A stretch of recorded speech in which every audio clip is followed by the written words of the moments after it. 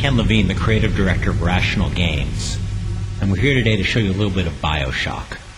And we had a great E3 this year with Bioshock, and this is our first chance to show you, the gamers, and what we're trying to do. Well, what are we trying to do? It's pretty ambitious. What we're trying to do is to redefine what it means to be a first-person shooter.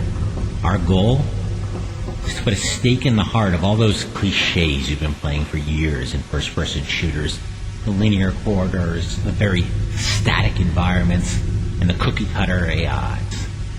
Now, we understand that's a pretty lofty goal, and it's really going to be up to you guys to decide whether we succeed. But with that said, let's go to the world of Rapture and take a look at Bioshock. Welcome to Rapture.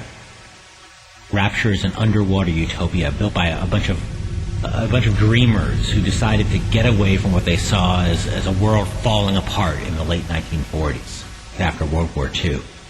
They wanted to be free of the threat of governments and the nuclear bomb that hung over everybody's head, and the religious powers that be that tried to tell them what kind of lives to live. So they decided to build this beautiful utopia, the city under the water, so they could try out these philosophies.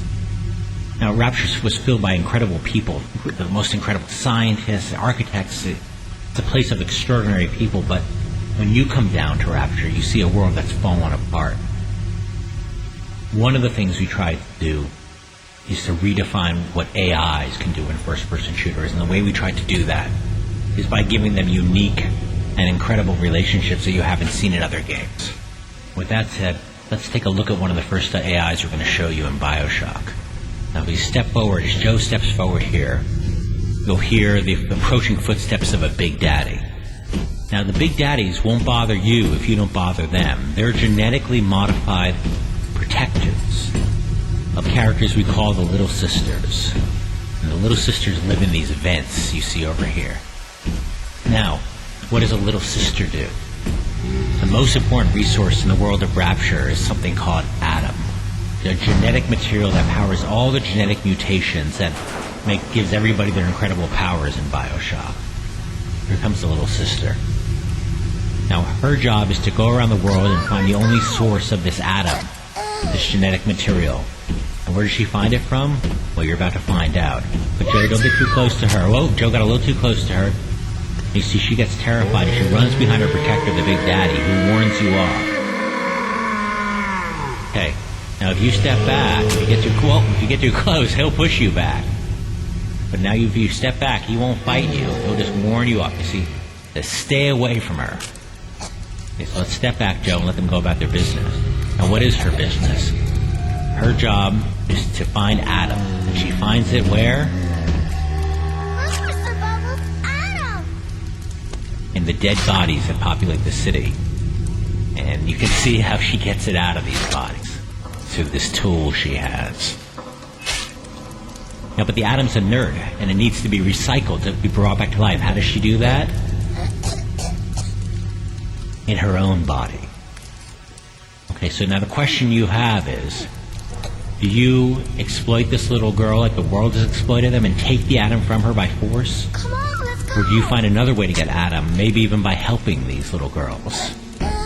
Up to the player to decide. We don't make those moral choices for the player. We leave it up to them. You'll even find opportunities later on to become the protectors, maybe, of these little girls through genetic modification, or even have the Big Daddies think you're the Little Sisters, and they'll protect you.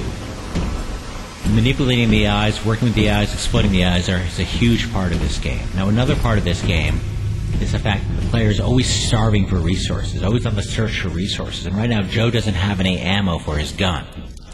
So he's going to head in the store and see if he can find some ammo. It's a little dark in this store, so let's turn on the light. But Joe seemed to have activated this turret. Joe, let's head behind the counter and get some cover. Well, this turret's taking chunks out of him. Watch out, step down. You can see everything in the world of Bioshock is interactive. Every bottle, every cash register, everything. You can even drink the alcohol from the bottles, and that will have an effect on him in the game. Now he searches the cash register, and he doesn't find any bullets for his gun, but he finds some atom, which is it's the money of this world, the genetic material that drives everything. Now, but fortunately, there's more items downstairs in the store. You can see from that sign. It's our lame little joke.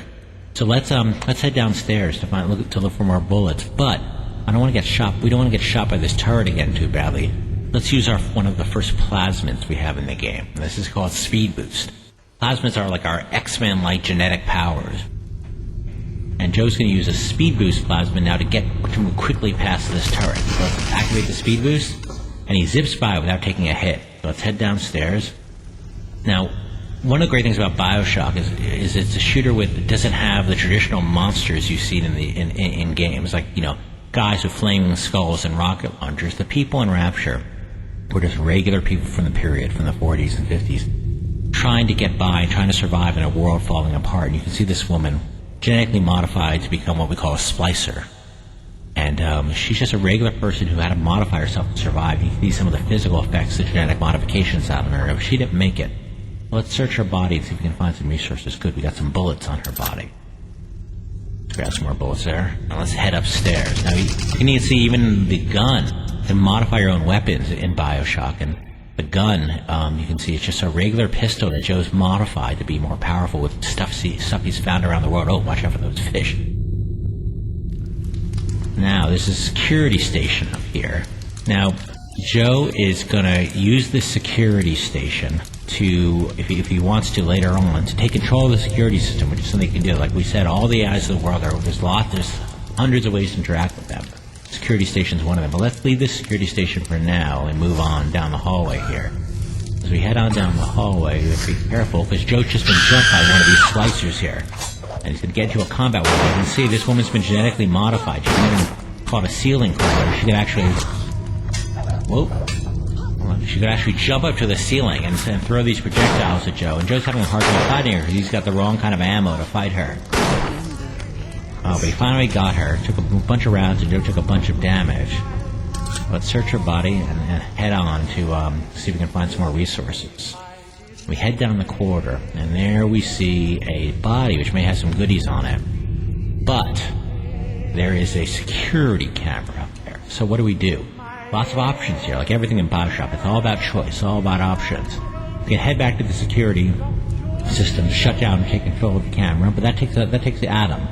We could shoot the camera, but that takes bullets. We don't have a lot of bullets. So let's try to just zip past the camera and hope he doesn't spot us while we search this body. So zip by it, Joe. You even hear the music of the world endlessly playing on the phonograph. Oh, Joe got spotted by the camera, and here comes some reinforcements, some security guards. Joe's going to duke it out with this guy. I defeated that one, but they're going to keep coming.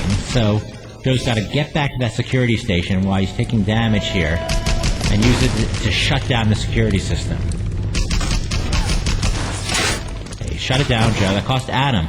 But you see, he didn't have to destroy that bot. Now he can actually, if he wanted to, we're not going to do it right now, but he could actually take control of this bot, and it would follow him around and protect him. Let's keep moving. Now we can see Sophia's salon here, a clothing store. Maybe there's some materials in here we can use. Hey, look, on the counter, there's a plasmid. Now, we talked about the plasmids before. We had use the Speed Boost before. This is an even more powerful plasmid called Splicer Irritant. Let's pick it up.